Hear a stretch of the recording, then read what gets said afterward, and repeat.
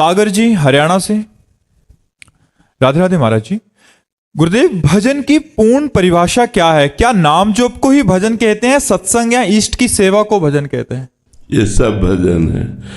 भजन का तात्पर्य है चित्त वृत्ति का भगवदाकार होना।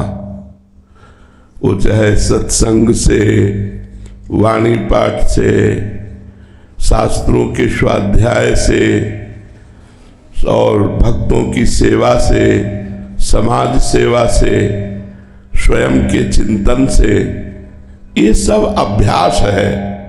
लेकिन इन सब अभ्यास का फल क्या है? सब साधन कर यह फल सुंदर, प्रभु पद पंकज प्रीति निरंतर। निरंतर हमारी भगवदाकार वृत्ति बनी रहे, यही सब साधनों का फल है। अगर एक एक वृत्ति जैसे गोपी जनों की है, मुरारी पादार्पित चित्त वृत्ति, ये नहीं हुई तो अभी साधना का फल नहीं मिला। साधना का फल है, भजन का स्वरूप है, एक एक वृत्ति तैल धारावत भगवान के चरणों में समर्पित होना। देखो गोपी जनों की कितनी गाढ़ भजनमयी वृत्ति है कि वो विक्रेतु कामाखिल गोप कन्या मुरारी पादार्पित चित्त वृत्ति दध्यादिकम मोह वसाद उचद गोविंद दामोदर माधवेति।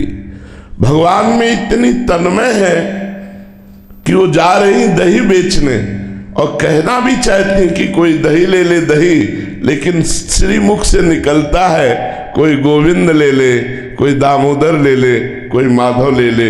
यह है भजन का स्वरूप। हमारी एक एक वृत्ति भगवदाकार हो जाए, ये अभ्यास है।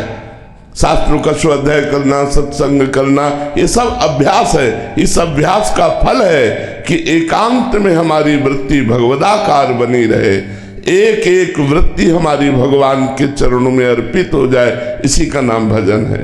किसका प्रश्न था, समझ पा रहे हैं आप? एक एक वृत्ति भगवदाकार हो जाए। राधे राधे महाराज जी। महाराज जी, 4 प्रकार के भक्त होते हैं, आर्त, अर्थार्थी, जिज्ञासु और ज्ञानी। तो क्या भगवान की दृष्टि में ये सब समान है? नहीं नहीं, 3 को भगवान ने उदार कहा और चौथी को अपनी आत्मा कहा। ज्ञानी तो मेरी आत्मा है, आत्मा से बढ़कर प्यारा कोई नहीं होता।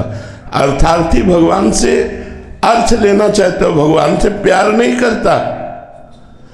आर्त भगवान से अपनी संकट निवृत्ति चाहता हो, भगवान से प्यार नहीं करता। जिज्ञासु प्यार करने के लिए वो जानना चाहता है, लेकिन ज्ञानी प्रेम करता है भगवान से। तो भगवान ने उद्धव जी से कहा कि हे उद्धव, मैं अपनी अर्धांगिनी लक्ष्मी जी को, भैया बलराम जी को, आत्मा भगवान शंकर को, और मैं अपने स्वयं इस शरीर को भी उतना प्यार नहीं करता जितना प्यार अपने प्रेमी भक्त को करता हूं। तो प्रेमी भक्त ज्ञानी भक्त है, ज्ञानी भक्त ही प्रेमी भक्त है, अंतराय नहीं है। तो भगवान समान प्यार करते हुए भी नहीं करते, जैसे सम होते हुए भी पक्षपाती पाए गए। भगवान सम होते हुए भी पक्षपाती पाए गए, ऐसे चारों में सम प्रेम करते हुए भी भगवान ज्ञानी को विशेष प्रेम करते हैं, पक्षपाती हैं ज्ञान में। जो ज्ञानी अर्थात प्रेमी, जो भगवान का प्रेमी है, वो तो भगवान को अधीन किए हुए है। जो धनार्थ लाभ के लिए भगवान की आराधना कर रहा है, उसको तो धन अधीन किए हुए है। जो संकट निवृत्ति चाहता है वो भगवान से प्रेम थोड़ी करता है, वो भगवान की आराधना करके अपने दुख की निवृत्ति चाहता है। लेकिन प्रेमी समस्त दुखों को सह के भगवान से प्रेम करना, भगवान को सुख देना, भगवान में आसक्त होना, उसकी बराबरी कौन कर सकता है? समझ पा रहे आप? कृष्णा कुमार तिवारी जी। राधे राधे महाराज जी। महाराज जी, यदि जीव और ईश्वर के बीच भेद भी अंततः अज्ञान ही है, तो भक्ति में मैं जो प्रेम करता है वह कौन है? और जिस दिन मैं नहीं रहता, प्रारंभ मानी संख्या से सवाल हल होता है। कभी आप लोगों ने हल किया है? स्कूल में हमको सिखाया गया था कि मानी संख्या इतनी और सवाल हल। तो मानी संख्या भगवान स्वामी और मैं उनका दास।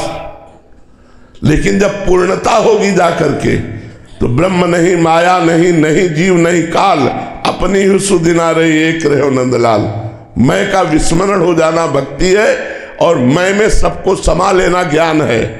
मैं ब्रह्म ये ज्ञान है और मैं का विस्मरण हो जाना भक्ति है। केवल श्याम सुंदर, जित देखो तित श्याममयी, इधर भी श्याम सुंदर, बाहर भी श्याम सुंदर। तो एक ही रहता है, भक्ति से भी एक रहता है और ज्ञान से भी एक रहता है। प्रेम गलियत सांकरिता में दो न समाये।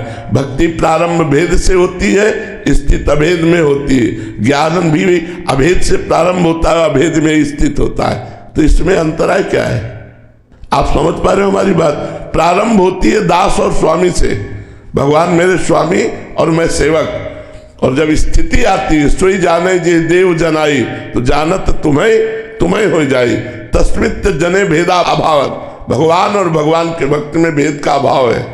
ब्रह्मविद ब्रह्म ही भवति, वो स्वयं भगवत स्वरूप होकर भगवान की सेवा में मैं का विस्मरण करके रात दिन लगा रहता है। मैं का स्मरण ही समाप्त हो जाता है। भक्ति का चरम फल है, मैं का स्मरण ही समाप्त हो जाता है। केवल श्यामा श्याममयी बुद्धि, श्यामा श्याममय मन, श्यामा श्याममय चित्त, श्यामा श्याममय अहंकार।